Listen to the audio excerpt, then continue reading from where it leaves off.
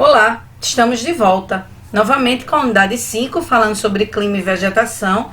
E para concluirmos o nosso assunto, nós vamos agora para o tema 4. Vegetação, uso e conservação. De que forma pode ser utilizada e conservada a vegetação. Inicialmente, nós vamos falar sobre a questão dos recursos naturais como patrimônio. E aí nós temos a vegetação como um recurso natural que é bastante explorado para a sobrevivência e para o desenvolvimento do ser humano. Infelizmente, esse tipo de vegetação ele pode ser tirado de forma predatória, irresponsável, para a extração da madeira de forma desordenada, como mostra essa figura, para a expansão da agricultura e da pecuária, como é o caso dessa imagem aqui. O Brasil é um dos grandes produtores de carne do mundo e por isso a região central do Brasil, a região centro-oeste, ela concentra uma grande produção, tanto agrícola como pecuária. E isso causa um desequilíbrio ambiental. No Brasil, a região de Cerrado, que é um tipo de vegetação brasileira e de bioma, tem sido desmatada exatamente por conta da agropecuária. Então, a criação do gado bovino, a plantação de soja vem contribuindo muito para o desmatamento desse patrimônio que são as florestas, que são também os diversos tipos de vegetação existentes no território brasileiro. Bem, as florestas, elas nos fornecem alimento, matéria-prima, muita gente vive da extração vegetal retirada dessas florestas.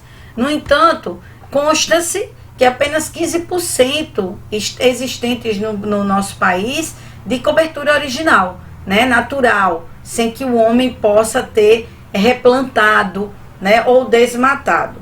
A gente percebe nesse mapa que de 1985 para 2017 houve um grande avanço no desmatamento. A gente pode ter como exemplo o estado do Mato Grosso, que é um estado onde está localizado parte da floresta amazônica, faz parte do que nós chamamos a Amazônia Legal, que é a Amazônia brasileira. Neste estado há uma grande produção de soja e de gado e por conta disso tem havido um grande desmatamento. Podemos perceber aqui em 2017 o grande desmatamento que vem ocorrendo nessa área e próximo a ela também. Não só pela agricultura, pela pecuária, bem como também a extração de minério aqui no Pará. Então isso tem contribuído para a devastação das florestas. Bom, essas florestas tropicais e equatoriais são importantes para o equilíbrio do clima, sabemos disso. São responsáveis pela umidade do ar por conta do processo de evapotranspiração ocasionado pelas florestas, pelas massas de ar também que se concentram sobre a floresta e se deslocam para o continente. Dessa forma, com o desaparecimento dessas massas de ar, haveria grandes mudanças climáticas.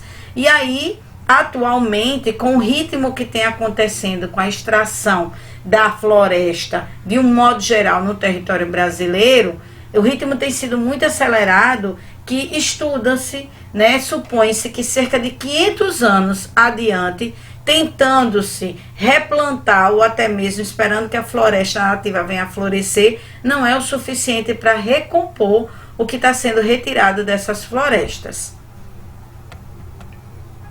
Os efeitos dos desmatamentos, o que é que ocorre? Primeiro, essas florestas tropicais e equatoriais, elas têm uma função, que é atuar no equilíbrio do clima no mundo. E aí as massas de ar que são formadas sobre essas florestas, que distribui a chuva, distribui a umidade, atua no equilíbrio da natureza, das plantas, dos animais do planeta, assim como também a distribuição de oxigênio. Isso faz com que, com o desmatamento em ritmo acelerado, essas florestas elas possam vir entrar realmente em extinção, não só a fauna, não só a flora, como também a fauna.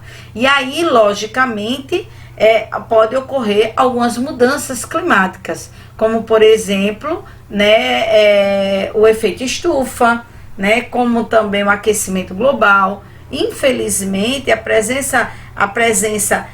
desse desmatamento vem causando um grave dano, né, às florestas, ao meio ambiente, à manutenção da vida, tanto vida do planeta. Infelizmente, a retirada dessa floresta vem causando um impacto muito grande na manutenção da vida do planeta, tanto na flora quanto na fauna. Algumas práticas de preservação, uma delas é a aplicação da fiscalização e das leis, a criação de áreas protegidas como reservas, né, ambientais, a conscientização da população. A população também precisa se conscientizar para poder ajudar a diminuir o número de desmatamento das florestas. O órgão responsável, como o IBAMA, Instituto Brasileiro do Meio Ambiente e dos Recursos Naturais e Renováveis, ser mais eficiente, ser mais eficaz, estar mais,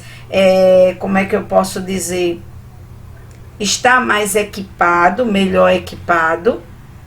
E aqui nós podemos observar um parque ambiental, uma fiscalização, um tipo de fiscalização feito pelos fiscais do IBAMA, de uma área que foi desmatada, de uma madeira que foi transportada de maneira ilegal.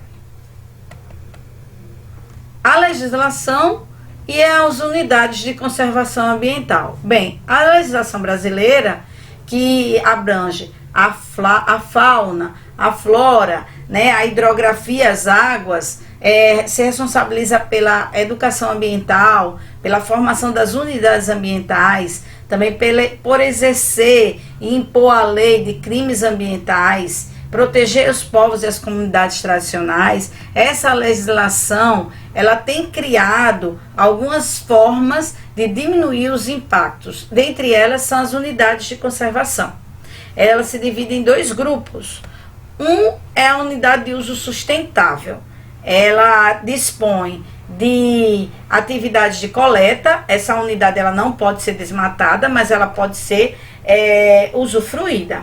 Ou seja, o seringueiro ele pode extrair o látex do seringal, até porque é o ganha-pão dele, mas não há necessidade de derrubar o seringal ou derrubar a floresta para a extração do látex. Então ali torna-se uma reserva extrativista. Então essa área de coleta é considerada a unidade de uso sustentável.